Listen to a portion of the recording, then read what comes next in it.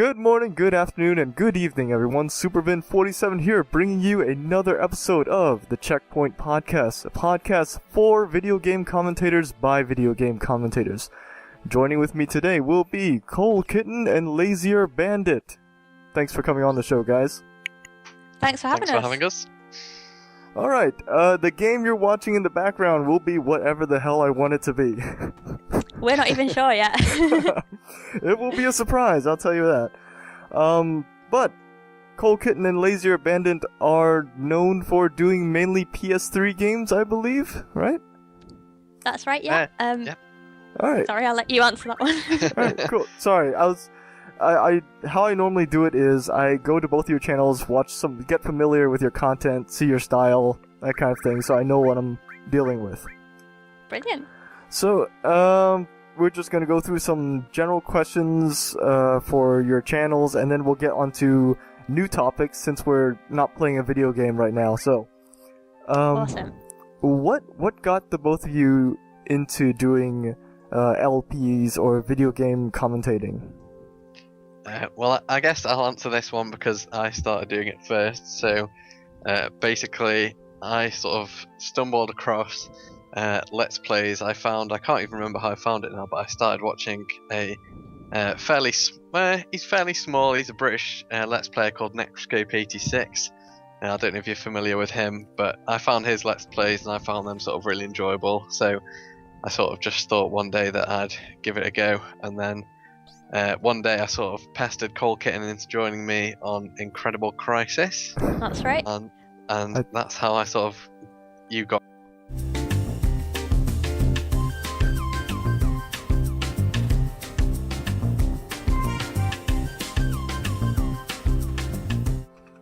Yeah.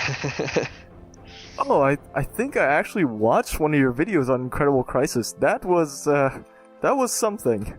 It's a bit of an odd one, isn't it? Yeah. Unique. How did you find that game, by the way? Like, I remember I asked you earlier, and you said you just had it. Yeah, so it was one of those games like, I don't know, but here in the UK there was a magazine called the Official PlayStation Magazine or something creative like that. And it used to come with like these demo discs of games. So we always used to buy those when we were younger, me and my brother, and just one time it came with a demo disc and it had all sorts of games on it, and Incredible Crisis just happened to be one of them. Like, we didn't know anything about it, and we just played it, and I just thought it was crazy, so we had to get it, and it's just sort of been a sort of family favourite and a bit of a hidden treasure that we've known about ever since. Now, did you just start out wanting to focus on PlayStation games, or were you planning on branching out later? Well, when I started, I wasn't sort of intending to do just PlayStation games, and I've done, I think, a couple of like Sega games and stuff on my channel. To be honest, it's more been dictated by the fact that my computer isn't great, so I had to sort of start off with like the sort of retro focus. Okay. Yeah. I think that's... I've sort of gone with PlayStation because we jointly bought a PVR a couple of months ago now. So obviously that's something I can borrow. It's a bit easier to lend than a computer. Yeah.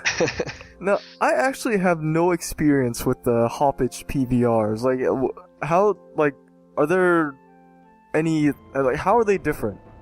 Like... So, I'm guessing when you record your PC footage or whatever it is, you use footage like a software like Fraps or something like that. Yep. Yeah, so it's really similar, to be fair, but obviously you've got the actual unit itself. It's sort of maybe the size of like a small external hard drive, and you basically just sort of link it up to between your PS3 and the PC, and it's really easy to use. You just literally hit the record button, and it's exactly the same as using Fraps. In terms of that, it's really easy. And they've got their own software as well, haven't they? Which is really easy to use. I mean, if I can do it, anyone can do it. Yeah. Not the most technical person. Well, yeah, I didn't want to say that, but if Kohl Kitten can manage it, then it's really easy to use. I think actually Lazier Bandit's going to make a video showing how to set it all up and how to record using the PVR, so watch out for that one, guys. Yeah. Oh, yeah. You're there. Yeah, Cool. I mean, I guess the hardest thing about setting it up is just, getting all the wires and stuff, set up and things like that, getting all the video different inputs sorted out, because that can be a little bit complicated, I guess, if you don't know what you're doing. But it's pretty easy once you've got it set up. It works really well. We're really happy with it, aren't we? Yeah, definitely. All right, cool. Looking forward to that. Let's see what else we have here. Oh, what was the thinking behind your YouTube handles? Like, how'd you guys come up with your identities? I've sort of had mine for ages. I mean, even before I got a PS3, I knew I wanted my name to be Kohl Kitten. I don't actually know why I'm called Kohl Kitten, because I'm not like a huge fan of cats. I'm more of a dog person, but I guess you can't really call yourself a dog, can you? It's a bit insulting, so I've gone with Kohl Kitten. Okay. What about you, Bandit? So I'm a massive fan of Final Fantasy games, particularly sort of the PS1 Final Fantasies are probably what I would consider to be my favourites, along with, I guess, Final Fantasy 6 as well. They're sort of my favourite like selection of the Final Fantasy series. And Lazier Bandit is actually an anagram of Zidane Tribal, which is the main character of Final Fantasy 9. Son of a bitch! I love that one. That is the best reaction to your username. Yeah. Oh shit! I mean, most people are sort of like, "Oh, that's cool," but I appreciate that reaction. Son of a bitch! It is. Oh my god! Are you there with like a little pen and paper writing it down? I'm looking at your Skype name right now, and like the letters are just rearranging themselves in my head. Like, son of a bitch! It is. Zidane Tribal. My god. You thought he was just lazy. Yeah. That is damn clever, man. Yeah, I don't think I can take credit for it. It's just one of those things, you know. Like, I read it in a forum thread like years and years ago. Just like it was, you know, just one of these sort of threads, just like, oh, what are your favorite video game anagrams? And someone pointed it out, and you know, it was sort of lost in the rest of the thread. But then years later, when I was thinking of my YouTube username, it just came back to me, and I was like, that's a pretty good name. Oh man, we gotta have a section on. Actually, we are gonna have a section on the PlayStation over the years, since you two, you know, play a lot of it. But cool. Before we get onto the specific stuff, what is, so you two, well, obviously Bandit has gotten into watching some YouTube LPs. So what are your preferred styles of video game commentary that you like to watch? Do you like to watch montages, or just like random Let's Plays, or heavily edited Let's Plays? You know, just have at it. I sort of watch a mixture, really. I think it really depends on the person that you're watching, their personality, and whether you can sort of gel with them. And I think that sort of dictates what I'll watch, rather than I'll watch a specific type of Let's Play or anything like that. I mean, you've got a few favourites, haven't you, Lazier Bandit? Yeah, definitely. It's kind of cool. I really like the whole YouTube Let's Play community in general, because it's like there are just so many different Let's Players, and like some people see that as a drawback, saying the market's saturated. But I prefer to think of it as like there's definitely going to be something for everyone. Yeah. So. Sorry. Yeah, go on. I acknowledge the argument. Like, I see where they're coming from, because certain games and certain play styles are definitely saturated, like, yeah, mass manufactured. But I do agree that there's just so much that there is at this point there probably is a Let's Player for just about every personality out there. Yeah, sure, exactly. So like the thing is, I really enjoy, as Kohl Kitten said, just like the different styles, because I mean there's some where you'll find, you know, it is just edited clips. I mean, I remember just a couple of days ago I watched this video by a YouTuber. I think his full name's like Billy the Kid 1234 Wow. He's an Irish Let's Player. Yeah, a bit of a mouthful in terms of the numbers at the end. Yeah. But he's an Irish Let's Player, and I'm not really that into Battlefield or Call of Duty or anything like that. But he had this one video which really made me laugh, where he just sort of edited together like funny kills and stuff like that. But at the same time, I really enjoy, say, like as I mentioned before, a guy called Nextscope86 who does full playthroughs of the game. I've pretty much taken a lot of inspiration from the way he did it, at least in terms of the structure. So like I prefer watching, you know, maybe a whole playthrough of a game, so like watching all the story and stuff like that. because I really like the story in games, so I like to be able to see sort of everything. But at the same time, as I mentioned, the clips have their place too, and they're pretty funny as well. I think as long as you're being yourself and you're not sort of copying anyone else, I think people are going to relate to that. Yeah, exactly. I agree completely with that. Which actually leads to the next question: bandwagoning. So how do you guys like? The way I normally address this question is, how do you guys feel about the many repetitions of the different kinds of Let's Playing styles? Like, for the main example I use right now is Amnesia with the face cam. Yeah. Like, how do you guys feel that the Let's Play community approaches, repeated styles like this? Well, I guess the thing with the whole Amnesia face cam is, and games like that, at first it is a good idea, but it gets to the stage where it's like, as Kohl Kitten mentioned earlier, as long as you're being yourself, that's cool. But so, say for example, if I find a YouTuber who has their own personality and things like that, and then it's like, oh, I want to see this person playing, say, Amnesia and being scared. That's fine. Mm-hmm. I don't want to see that person who I admire their personality or enjoy how they play games.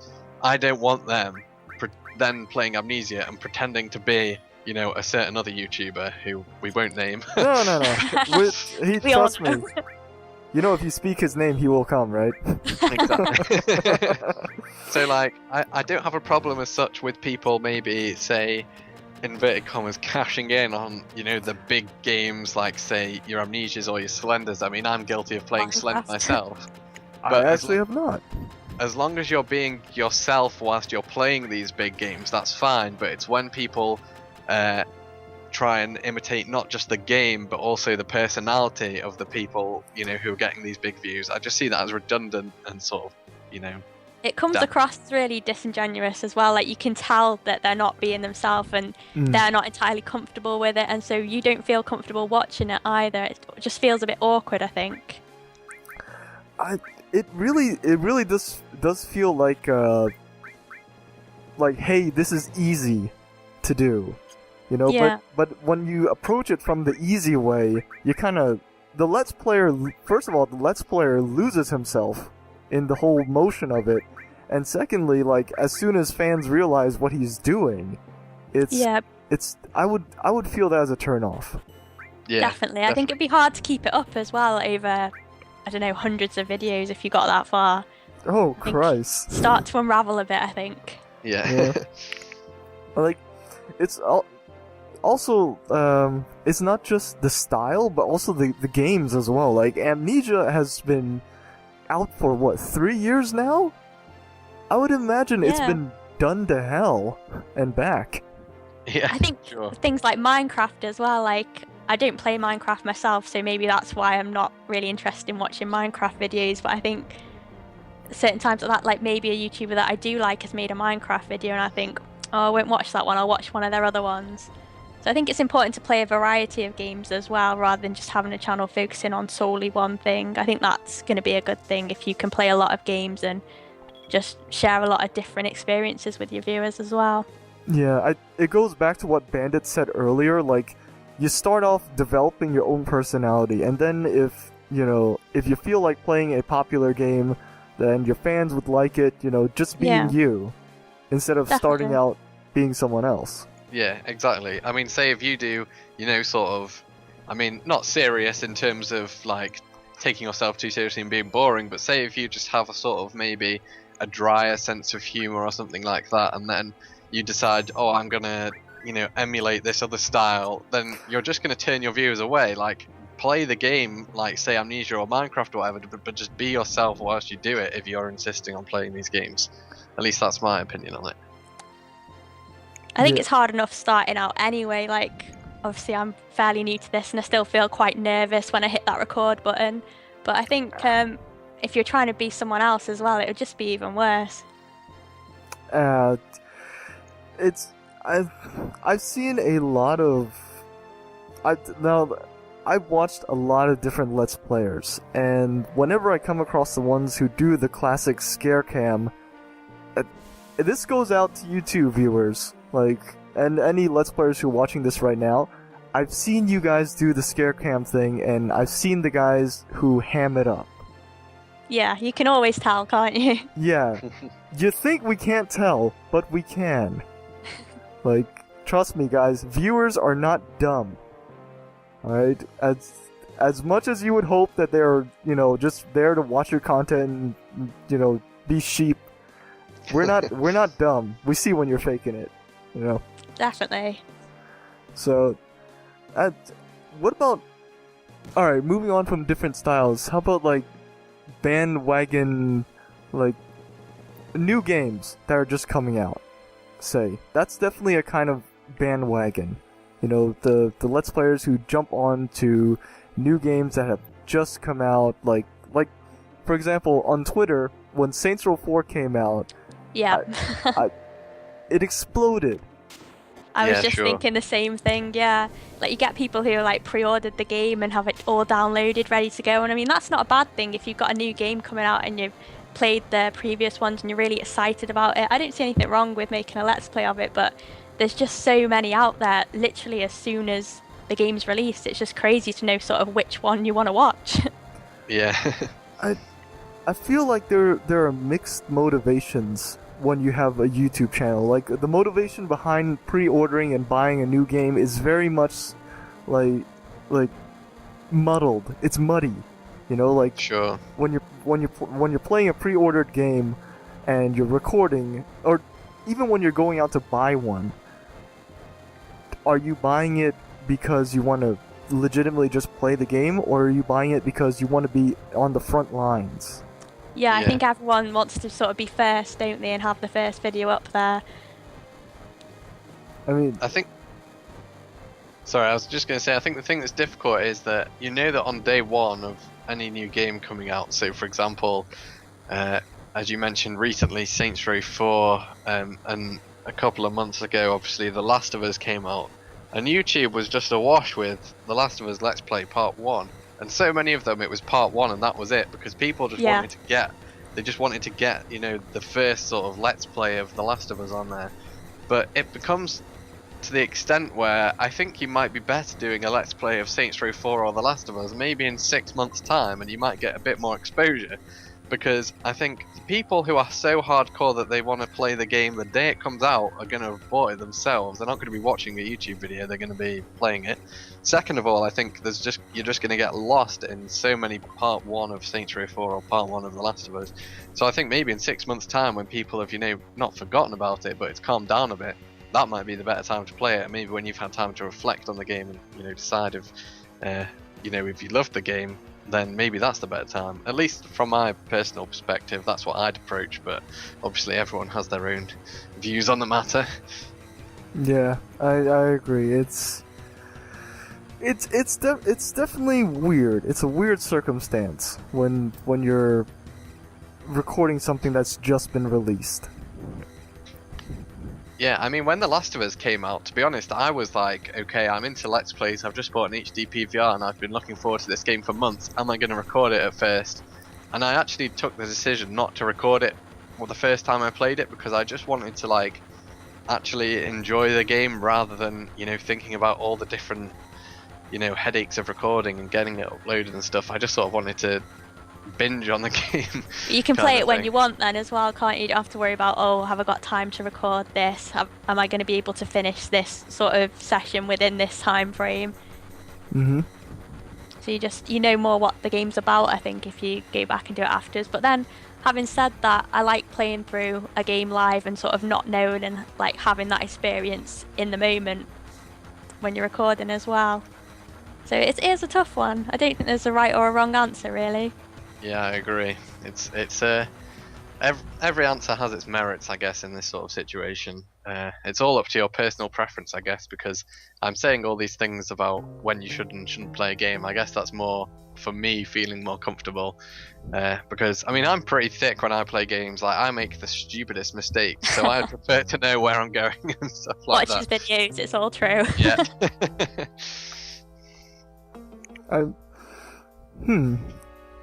Interesting comments there. would you think it would be not necessarily better, but more practical to wait the 6 months, like Bandit said earlier, and then do the like instead of just play, if you wanted to do a fresh playthrough, blind or whatever you want to call it, would it be more practical to just wait the 6 months and then play it blind then? I don't know, because it's hard to say, wait 6 months when you're really excited for a game to come out. I think if you are excited and you want to play it and you've got time to record it and you're going to go through with it and finish it, then I think by all means just record it whenever you want, because people are eventually going to find it when it all dies down. And if you've actually finished the game, I think that's the more important thing, because like Bandit said, there's going to be so many part 1, 2 and 3s, and then I think a lot of people sort of lose steam with it. So if you can take a series and you can finish it, I think that's the most important thing. And obviously if you're excited about it, that's going to come across as well, which can only be a good thing, really. Yeah. That's true. Okay, moving on to the next topic. Favorite games? Any types of games that you guys prefer, or? Oh, that's a tough one. I like a mix of games, really. I think action and adventure is really sort of my first love when it comes to games, so things like Uncharted. But I also really like Final Fantasy as well. Final Fantasy 8, I think, is my all-time favourite game, and I don't think that's ever going to change. So I think Final Fantasy 8 definitely for me. I just love the characters, I love the story, I love the world, just everything about it. It's amazing. Don't worry, we'll get to the whole Final Fantasy section later. I'm actually setting aside a time block for that right now. It's like awesome. But because goddamn Final Fantasy. Oh, anyway. We're both big fans. Anyway, Bandit, you said you also preferred Final Fantasy. Anything else? Yeah, anything with a sort of big sweeping story is sort of my cup of tea. So whether that's, as Kohl Kitten mentioned, so like big adventure games like Uncharted, I love those. Metal Gear Solid is probably one of my favourite series of all time. Oh god. We can also talk about that too, but I don't know if we have the time. Yeah, the Metal Gear Solid is definitely something which takes a lot of time, both to play and watch and talk about and everything. So stuff like Final Fantasy, obviously, they're my big favourites. Just anything sort of with a big scope or a big story that you can really look into is sort of my favourite thing. So we've got a very similar taste in games, Kohl Kitten and I, which is we have, like yeah. Very beneficial, because it usually means we can. Well, it's actually pretty funny because there's so many times when we've both wanted the same game and it's just like, am I going to wait for you to finish it so I can borrow it, or are we going to end up having 2 copies? So more often than not, we have 2 copies of the game.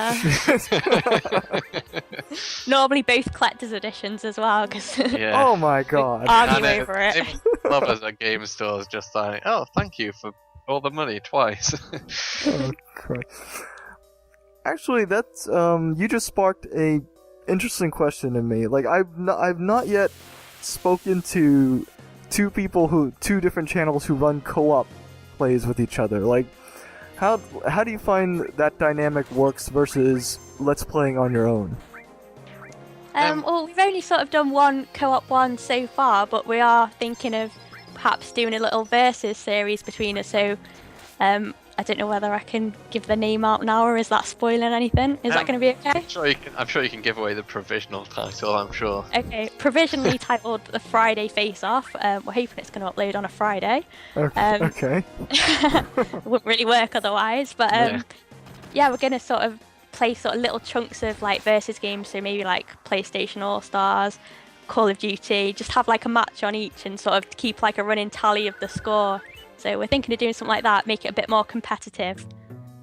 No, I was actually getting more into the not the convenience, but like the playing off of each other, because I also run a couple co-op series with my real life friend Aaron. So I was just wondering, like, comparing co-op let's plays versus like by yourself, is it, I'm not gonna say easier, but is it smoother, versus playing by yourself versus yeah, I guess I think it is easier in a way, isn't it, because you've got that other person to play off. I mean, the very first Let's Play I did was a co-op one, and obviously I was very, very nervous, but I think it helped having Lazier Bandit there to sort of fill in the silences when I didn't really have anything to say. So yeah, I mean, obviously now I've done a Let's Play series of my own, I think it would be nice to go back and do a co-op one and just sort of hold my own a bit better, maybe. So, yeah. Yeah, I mean, I guess I've done a couple of co-op ones. I think I've done some Left 4 Dead 2, and I think that might be it that actually got uploaded in the end. So I did a Left 4 Dead 2 custom map with a friend of mine and a YouTuber named Shellabix. And we did actually a custom map again to go back to Metal Gear Solid. It was called, like, I think we called it like Left for Metal Gear or something, and it was like basically it was a custom campaign where you went through the Shadow Moses from Metal Gear Solid 1, but obviously with zombies. Mm-hmm. And I think the cool thing there was, like, whereas obviously if I'd played the game just solo, I would have been like, oh, that's cool, it's the bit from, oh, it's the elevator, that looks cool, and then I probably would have like stopped talking about it. But I think it gave us the chance to start talking and swapping our stories about our favourite bits from Metal Gear Solid and stuff like that. So I think in a way it sort of encourages discussion. I mean, it's a bit like how we're doing a podcast now. Obviously we can sort of develop on what each other is saying, whereas if you're talking on your own, once your idea's out there, it's difficult to sort of develop it, whereas with a couple of you there playing a game, you're going to be able to sort of riff off each other and get a real dialogue going. And it sort of avoids you just sort of accounting what's going on in the game. I think at least that's what I found doing them co-op. Okay, alright, cool. Any other comments, Kitten? Or No, I pretty much agree with that. Like Bandit says, it does give you sort of more scope for discussion about the game and your own personal experience with it. So yeah, I'd agree with that. Alright, cool. Seeing as we're coming up on the half-hour mark, let's get into the Final Fantasy PlayStation through the years. Okay, how long have we got? This podcast has gone all the way up to about an hour and 10 minutes, just because discussions, Brilliant. So it doesn't matter. So let's start off with broad, like PlayStation through the generations, say. I'm not gonna say how. I don't want to ask like how do you think it's changed, because that seems a very broad question. But yeah. Let's focus on accessibility. Because if I think the accessibility in terms of like price and variety of games on the systems, to say. I think back when PlayStation 1 came out, I think it was 200 USD. I think when it first came out, it was pretty expensive actually. Yeah. I don't remember how much it came out, but in terms of games though, what was it? It was mostly RPG games on the PlayStation. I'm not sure though. Yeah, I think the first game I played on the PlayStation, before I actually got on myself, my mum used to work at it's like a petrol station / video rental store, and they actually rented out consoles as well. So for like a special treat, like she'd bring the PlayStation home for the weekend and we'd play it then. And obviously with it being like a rental place, we could play pretty much any game we wanted really. So I think Tomb Raider 2 was the first game that I played on PlayStation, on the original PlayStation, and things like Bloody Roar and stuff like that. Stuff I was probably a bit too young to play, really, but I turned out fine. That's up for debate. Uh-oh. Anyway, moving swiftly on. Yeah. But yeah, the different types of games that came out on the PlayStation versus like the PS2. Like PlayStation, I think the first PlayStation game I played was actually Final Fantasy IX. Oh really? Nice. Wow. Yeah, that was Cool to start with. yeah, I actually went backwards to play 7 and 8 after discovering the whole Final Fantasy series existed. Yeah. So like I don't know, Bandit, what was your first experience with the PlayStation? So my first experience with the PlayStation was, I don't know what it's like over in the States, but here in the UK, like in some sort of like family restaurants, they'd sometimes have, you know, like a little kids play area, and they had one hooked up like to a TV, a PS1, and I remember playing like Hercules the game. Was my first like that was my first taste, but thankfully You can only get better from that, Yeah. couldn't it? everything improved. We then got a PS1 like sort of for the family, because my dad was sort of into games quite a bit when we were younger as well. So I think my first like proper game was Crash Bandicoot 1, which again is a pretty good starting point. And then after that, I remember buying Final Fantasy VII pretty early. I can't actually remember what drove me to buy it. I think it was just like I was always into fantasy stuff, like books and cartoons and stuff like that. So I was like, Final Fantasy, that sounds good. And I bought like the Platinum Edition with some birthday money, and it was probably the best money I ever spent. And that's probably my favourite game of all time is Final Fantasy VII, or at least it's up there. So Yeah, I think like on the original PlayStation, you get a lot of the iconic series that are still sort of churning out reboots and sequels and stuff today, aren't they? So yeah, like your Final Fantasies, Metal Gear Solids, things like that. I mean, Yep. obviously, Yep. Final Fantasy and Metal Gear did start before the PlayStation, but I think they came into their own then, didn't they? they Yeah. came into sort of the mega blockbusters that they are now, especially in the case of Metal Gear Solid. That really blew up on the PS1. Obviously, Final Fantasy had been really successful on like the Nintendo, but I think the PlayStation was where it became like mega huge. No, I agree.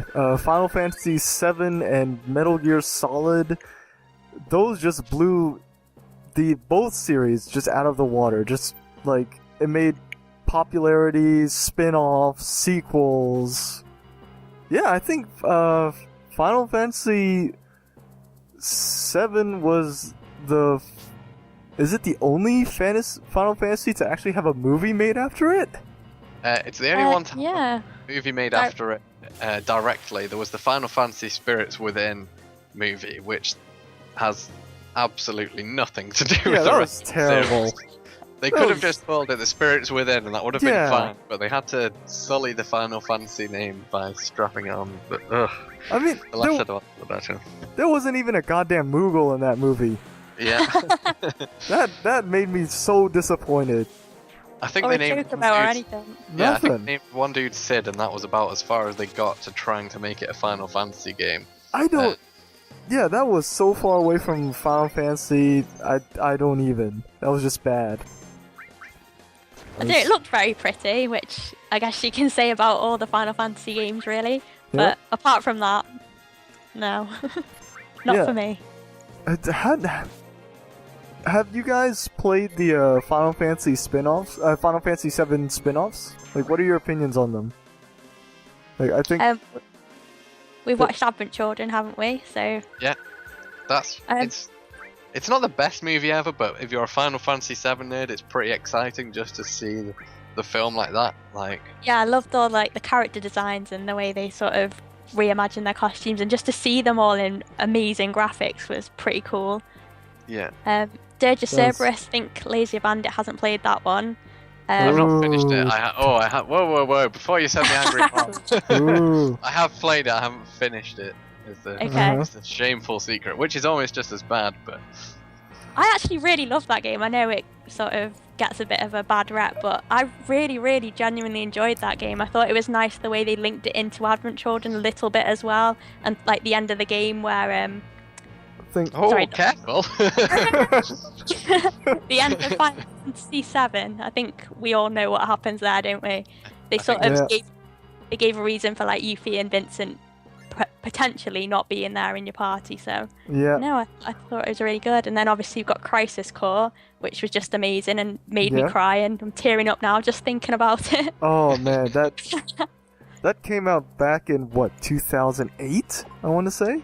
Even so before old. that, I Even can't before remember. that? Oh shit! Could No, have been. that I'm not sure. I'm gonna have to Wikipedia that now.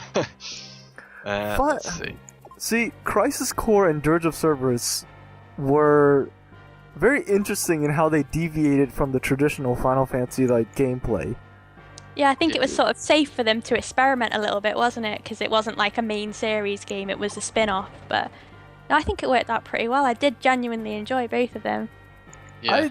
I think they thought along the same lines you are, and migrated that sort of third-person action gameplay into, what was it, Final Fantasy 12? Did away with the active time battle? Yeah. 12 always reminds me of like an offline MMO sort of thing, the way the combat works, and to be honest, it never sat too well with me. I can appreciate that a lot of people love that game, but I also know a lot of people who I know sort of like both on the internet and in real life, a lot of Final Fantasy 12 fans aren't Final Fantasy sort of series fans, like of the turn-based battle. It's very different, isn't it? Yeah. I mean, there are people who like Final Fantasy 12 who like the rest of the series, but I know it's very divisive in terms of people say it's too big a departure, and don't enjoy it just because of the different battle system.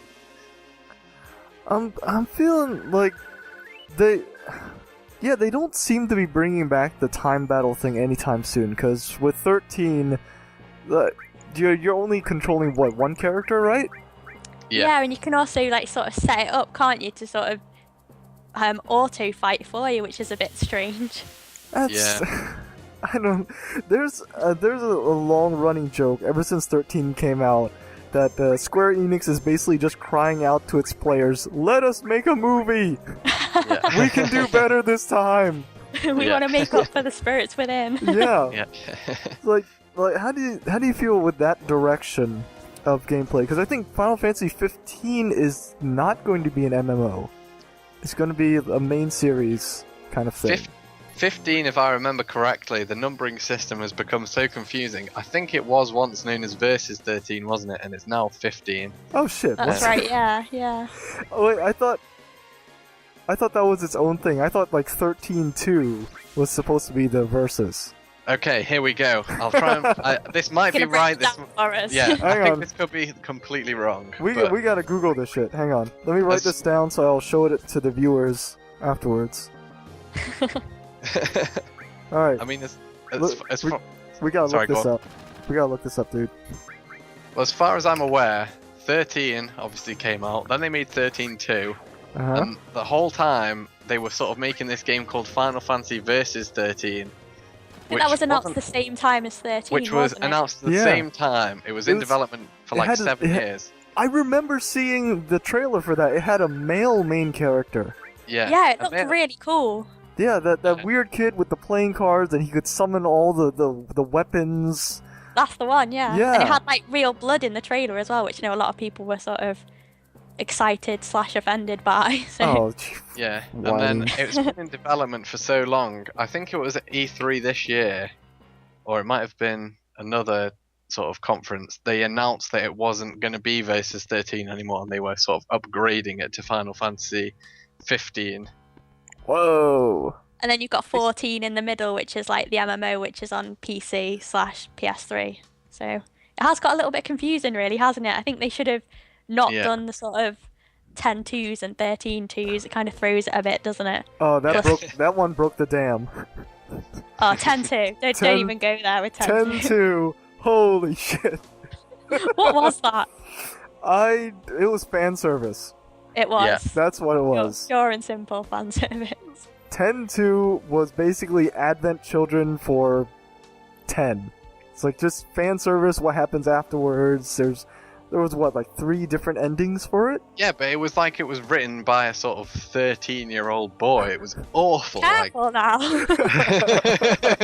It was just so... It was like Charlie's Angels Final Fantasy. Like Final Fantasy X had such a good story and such a good ending. And my god, man. The intro scene for 10.2 was basically all of Charlie's Angels combined. Yeah. I bought the wrong game. I was like, what is this? Yeah. Although, oddly, despite the fact that you change class by changing dresses, I would say that 10.2 actually has a fairly decent battle system if you can get past the absolutely ridiculous aspects of... Well, all the rest of the game is ridiculous, but I do think the battle system is actually pretty good in that game, surprisingly. the battle system is great if you can get over the rest of the game. Lazier Bandit exactly. 2013. Put that on the back of the box. Yeah, the HD remake's actually coming out soon. So Square Enix, if you're listening to this podcast, you have my permission to put that quote on the back of the box. The battle system is good if you can get over the rest of the game. Stick with it. Yeah. Oh, that's right. They're remaking just 10 and 10-2, right? 10 and 10-2 in one disc collection, and I'm really hoping they just bring out one at sort of a slashed half price, which is just 10, because I don't want to play 10-2 again. Alright, first F-bomb of the podcast. Why the fuck do you remake 10 and 10-2 in HD, but you leave all the 7 fans hanging? They know what they're doing. They're very clever. They know that would be like printing their own money remaking that game. So I think they're going to save it till they made another movie, and they're like, oh no guys, we need to get out of this hole. And then they're just going to make it again. Like, honest, do you guys remember the PS3 tech demo they ran that had the Oh yes. the HD redo of the intro for Final Fantasy VII? Yeah, that was like the ultimate troll, wasn't it? Oh my god, people went bonkers. It was just what? They actually did the same thing for 8 with the PlayStation 2 as well. They did like a tech demo of 8, and obviously it wasn't as big a deal back then, but yeah, I mean, I'd be happy if they remade 8, to be honest. I didn't even know. Yeah, oh, man. It's kind of sort of flew under the radar a bit, because obviously 8 wasn't as massively popular, but yeah, it happened. It happened. I think PS2 era tech demo, it wasn't, the internet was obviously around, but it wasn't quite as prevalent as it is today, whereas as soon as the Final Fantasy VII tech demo trailer came up, I mean, even though it said a million times, like, this is just a tech demo, we aren't remaking the game, everyone was like, oh my god, remake this game. And still to this day, everyone wants it. That was such a tease when they did, when I saw that. Like, oh my god, PS3 Final Fantasy VII in HD! It would just be amazing, wouldn't it? That you don't even have to hire voice actors for crying out. No, I kind of like doing the voices myself. I used to do that all the time when I was younger. Just voice act it myself. I'll do it for free, Square Enix. Voice actors, right here. But honestly, you don't even have to hire voice actors. Just, spruce up the text a little bit. Just get Nolan North to voice everyone. It would be amazing. Nolan North as Yuffie Valentine. I'd hate to see that. I don't know about you guys. Actually, yeah, that sounds pretty good. Nolan North do a charity voicing for the entire Final Fantasy VII script. Do you know, I think he could do it. Sick. Amazing. I think he could. I mean, he gets a couple of roles, like, say, for example, just to go on a Nolan North tangent here, and because who doesn't love Nolan North? Why not? Like, he does a couple of roles, like the Penguin in Arkham, is it Arkham City, the Penguin, and also David in The Last of Us, and I was just like, that's not Nolan North. And then you look at the credits, and you're like, holy crap, he has more than one voice. But seriously, though, the man does get around. Yeah, like, I mean, he's actually very talented, like, considering the whole Penguin, like, I wouldn't have ever guessed it was him. No. But at the same time, have you seen the video? He did a sort of NPC dialogue in Mafia 2, just sort of like random pedestrians. And there's this brilliant video on the internet of Nolan North on the street having a conversation with Nolan North in Mafia 2. It's the exact same voice. Yeah. So he's just like, hey man, how are you? And he's like, I'm good, thanks. Like, in exactly the same voice. It's so funny. That's great. But still, sometimes though, like, especially with the Uncharted series, it's just Nolan North playing Nolan North as Nolan North. Like, yeah. Honestly. I can't imagine anyone else as Drake though. His voice just fits Drake so perfectly. Yeah, I think Uncharted was the first game where I became really aware of Nolan North, so he sort of gets away with it for me in Uncharted. But like, if he crops up in another game, quite a lot of the time, I am just like, oh, I'm playing as Drake. You're just looking for him in every game you play. You're like, okay, which one's Nolan North? Yeah. You know he's going to be in there somewhere. Have you guys? I know we're deviating from Final Fantasy, but whatever. It's my show. We can talk about whatever we want. Have you guys played that Prince of Persia 2008 thing? Like, do you guys know anything about the Prince of Persia series? I love Prince of Persia, yeah. Okay, like, Bandit, have you played any of the Prince of Persia games? I've played, I think, all of the PS2 ones and I can't remember what it's called. Not the 2008 cel-shaded one, but the other one on the PS3. I can't remember what it's called. Forgotten Sands. Yeah, that's the one. Yeah, the most recent one. Really? Yeah. You haven't played the 2008 version? I've played that one. I've had a go on it, but I've not like sat down and done a playthrough kind of thing. It was really weird. Really weird compared to the other three. It's a very different sort of game, isn't it? Yeah, I almost didn't believe that it was basically Spirits Within to regular Final Fantasy series. Like, that's how different it was. Oh wow. Completely different characters, completely different storyline. They did away with a vast majority of the mechanics. You know, and you essentially could not die in that game. Handy. Yeah. Like the thing of Kitten, have you told Bandit about the rewind mechanic in Prince of Persia? Or yeah, I think you've seen it, haven't you? You've had a little go on it, but I don't think he's ever sort of been interested enough in it to finish it. But yeah, it's really weird. Like you go to die, and then you sort of rewind back to before you actually got in any danger. So, I mean, it's good if you're not very good at games, but it's also a bit sort of like, oh, you never really feel in any danger because, well, essentially you're not. And is it infinite in this one instead of like? Because I know you get like a sort of meter, don't you, in the other games? Like to rewind time, you've got like a little time meter. Yeah, actually, in the 2008 version, it's pretty much infinite because you're traveling around with a different character, with a separate character. What's her name? Oh, that's gonna annoy me now. What is her name? I'm probably going to be going back showing some Prince of Persia 2008 footage over this, but for right now, I don't know what. I think I can hear Lazier Bandit googling furiously. That's not me. That's actually me. Is it not? Oh, That's is it? Sorry. What is her? Oh my god. Prince of Persia characters, come on. I want to say it begins with A, but I could be completely wrong. Alika, apparently. Yeah, the horror. There we go. There you go. Wikipedia, always there for me. Thank you very much. She's basically your get out of death free card forever. Nice. Like, no, honestly, like, you cannot screw up in that game. It'll basically shoot to that cutscene where you're falling, and her hand shoots out of nowhere, grabs you back, and you basically reset at the earliest checkpoint. Or no, not even the earliest checkpoint. Like, you reset at the top of the cliff that you fell off of. Yeah, it's like literally just before, isn't it? Yep. It's I don't know. That mechanic made the game too easy for me. Yeah, it does sort of ruin the sort of sense of danger, doesn't it?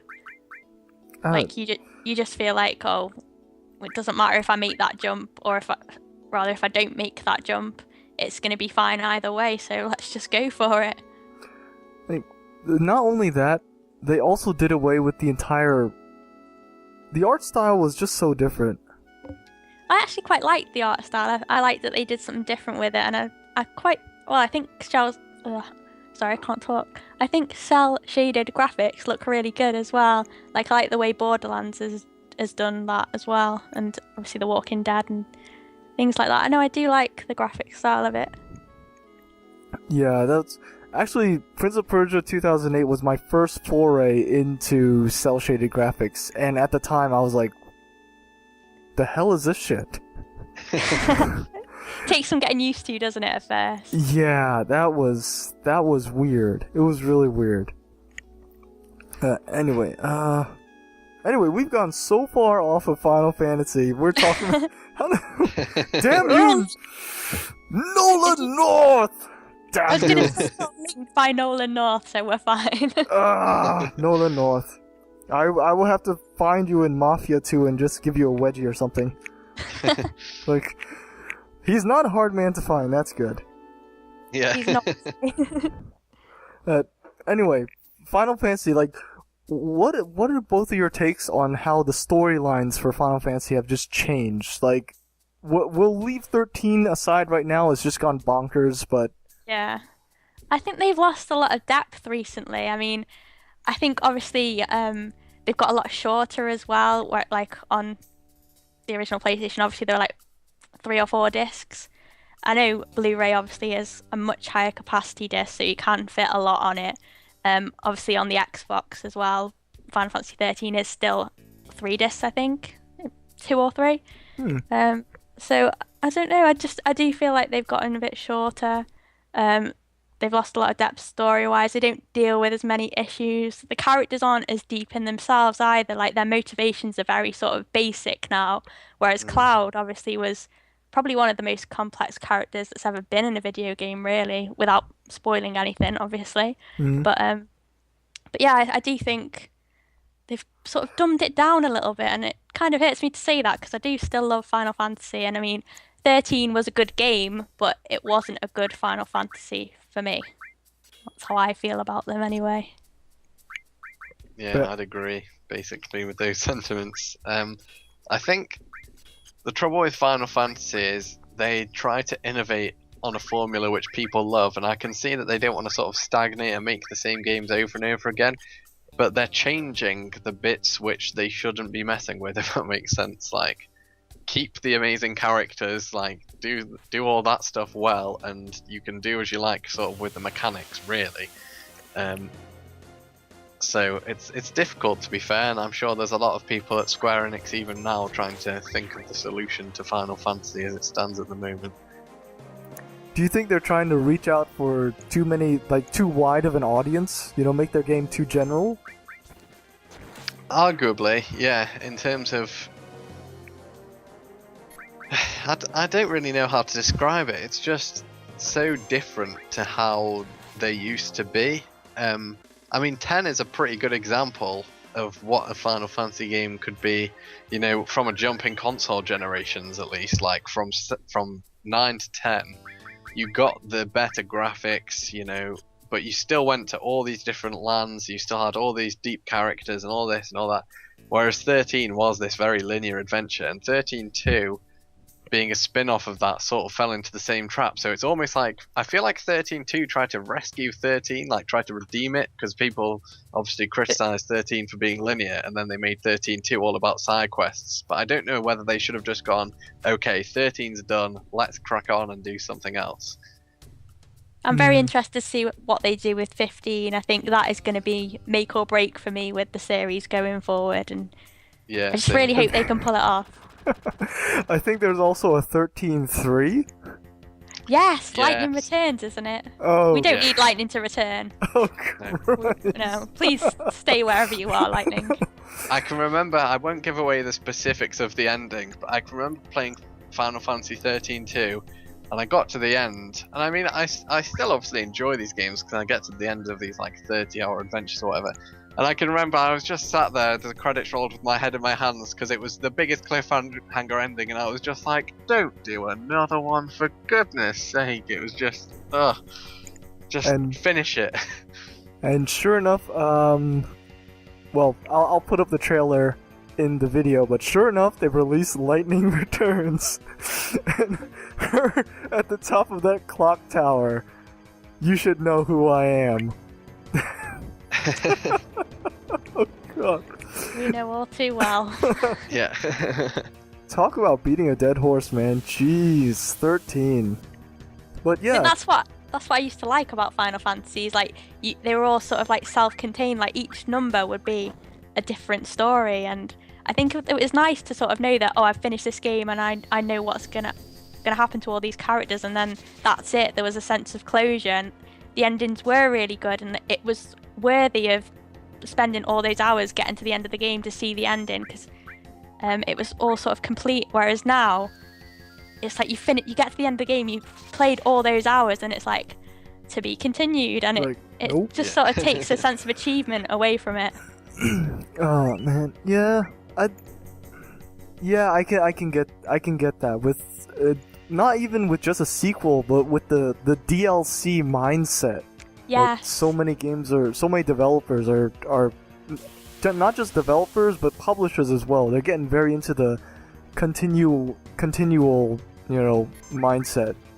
Yeah. It's, I don't know. Sometimes Oh, go on.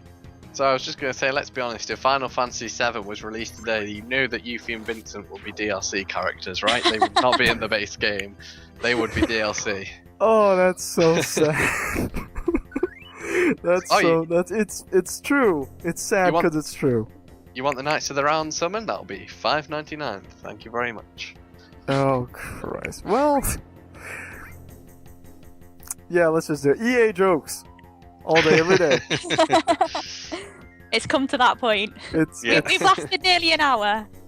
No, we've done pretty well. Yeah, it's true. But no, you're right. If they redid Final Fantasy, like if they just done it now, I agree that someone somewhere would get into their head that DLCs, mods like character costumes. And yes, they did that for 13 too, didn't they? And you could have like a Mass Effect suit for your characters, which is really strange. It's the most bizarre crossover. Really? Yeah. Was it an actual Mass Effect suit or just something that looked so much like it? No, it was like the N7 suit. Oh shit, that is weird. It's really weird and also kind of cool. Like, I actually almost considered buying it. So they're very clever. They know what they're doing. yeah, that's... Wow, they actually had an N7 suit for 13.2. I gotta look into that. It'll be showing up on the screen now because I have a whole week to edit this thing. Whatevs. But, wow, that is... Huh. I did not know that. Oh, shit. Also, in terms of Final Fantasy news, I think it was either... last month or the month before that, Final Fantasy VII released on Steam. Yay! Why, I don't know. It's got achievements though, hasn't it? So yeah. I mean, Lazier Bandit will tell you I am a huge fan of PlayStation trophies, so anything with achievements is a big plus for me. I actually have it on my Steam list right now. Literally one of the first achievements is use Cloud's first limit. Wow. Yeah, there are 36 achievements. The first 3 I unlocked, I only played for about half an hour. Win your first battle. Use Cloud's first limit. Use Barrett's first limit. Nice. That's 3 out of 36 right there. Are there any tricky ones, like get Knights of the Round or anything like that, or defeat Emerald Weapon? Master of the Guild. Earn max amount of guild, like have the maximum amount of guild. That's like 99 million nines across the board. Reach top level with any level 99 reach level 99 with any character. Wow. Get all the final limit breaks. That's actually each final limit break is their own achievement. That was going to be a pretty tough one by the sounds of it. Yeah, that's pretty tricky actually. Plot twist, even Eris's last limit break is on here. Oh, no way! Wow. Yep. Now that is tricky. Great gospel, get Eris's last limit break. Wow. So, I hope you like grinding! Because that's basically what you gotta do. We're not gonna spoil it, but if you haven't been spoiled to this already, what the hell have you been doing? Play that damn game. Well done. Turn off this podcast and play that game. So you can... You wouldn't be on the internet, would you, if you hadn't finished that game? No. But, slots, get Knights of the Round materia. That is, reach the maximum level of any materia. Get Bahamut 0. Here we go. Defeat the weapons. Yuffie and Vincent are also achievables. They're trying to keep everyone busy until they remake it there. Yeah. Gold Chocobo. That's about it. Oh, so you literally have to do everything on the game then. Yeah, pretty much. Have fun. Yeah, good luck, have fun. I don't know, where the hell did they come up with these achievements? Like, I want to talk to the man who does these. I mean, first of all, one achievement should be get first place in Chocobo racing X amount of times in a row on a non-gold. On a not gold Chocobo.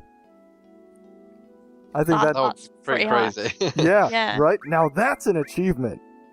Like, hell, get a black chocobo and just try, not even S, just rank A. Just get first place like 5 times in a row. Good luck.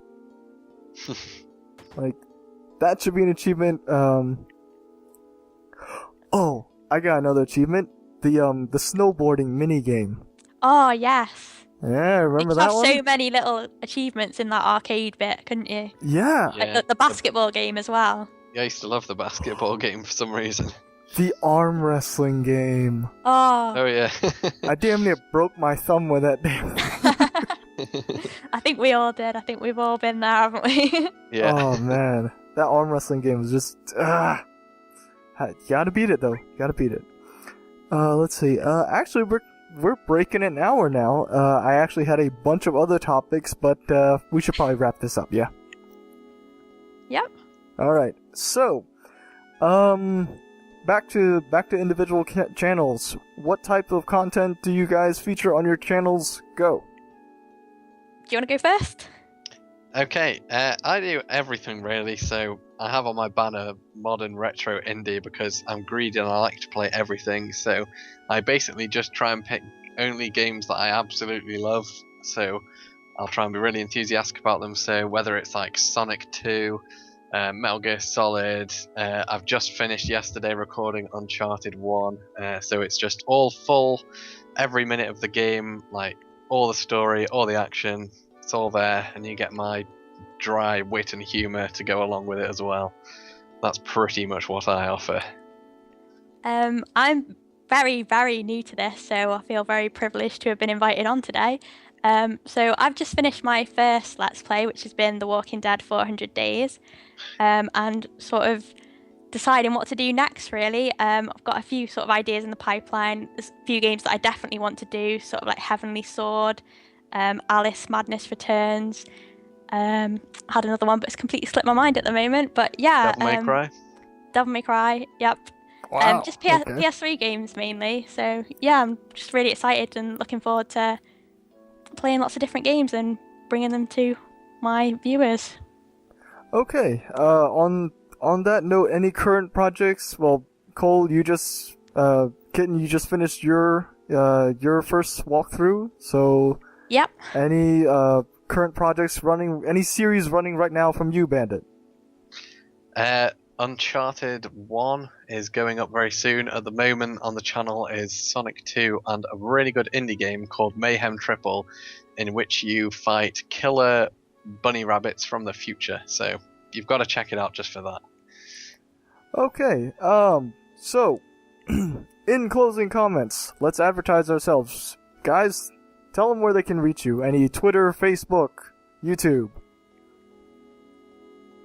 You going first again?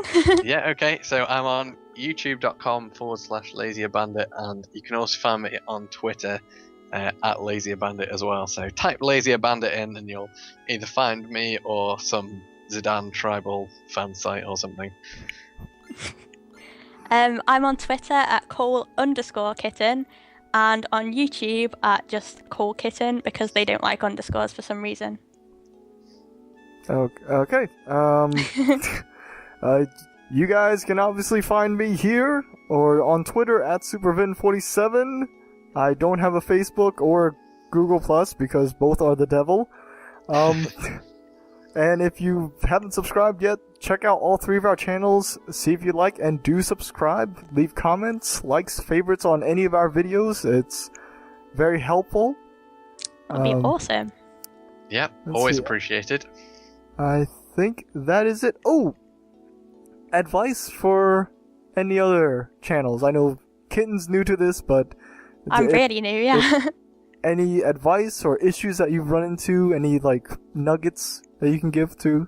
I've been really, really lucky because I've sort of started off having good equipment because obviously Lazier Bandit was into it before I am, but I think getting your audio quality right is something I'm working on at the moment, and I think that's something that's very important starting out. Like, as long as people can hear you, then you've put in yourself ahead, you've given yourself a good chance then that people are going to watch you. They can understand what you're saying. I think I'd just have to go down the cheesy route and just say, remember that you're trying to have fun, especially if you're playing video games. Don't take it too seriously. It's not the end of the world. Just enjoy what you're doing. If you're enjoying what you're doing, chances are other people will enjoy your content as well. All right. Well, that's it for the Checkpoint Podcast Episode 3. Ladies and gentlemen, I'm Supervin47, your host. Thanks for watching, and thank you two for coming on the show.